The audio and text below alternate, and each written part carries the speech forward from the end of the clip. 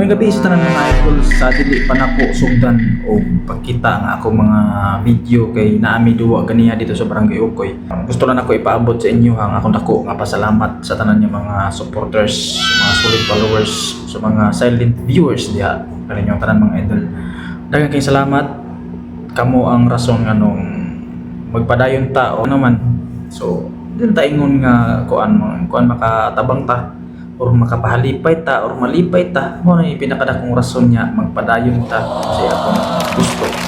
na mamay nalipay ang mga tao na nalipay sa tao kumbatir kay mga idol so mga idol tanawan ni ang video kay nami duwa dito ganyan sa Barangay Ukoy. Ug pag-abot ato dito ana mga idol sa Barangay Ukoy wala pa man nagsugod na warm up sa diha mga player para makondisyon unya sa pagsugod unya pagkataon mga idol ga-jump ball na diha nya kumbati dayon ga puntos sa tag-una diha so mga idol mao ni ang mga ginagmay nga mga highlights sa duwa nga nahitabo kanya so mga idol pala sa video kay para basig namin makatunan o makuha diri sa mga video so mga idol daghang salamat, God bless.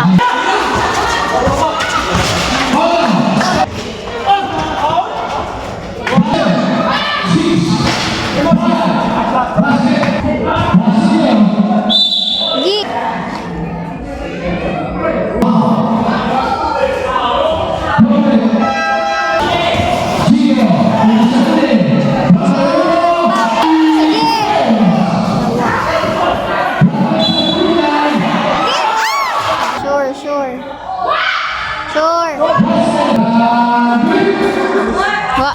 What?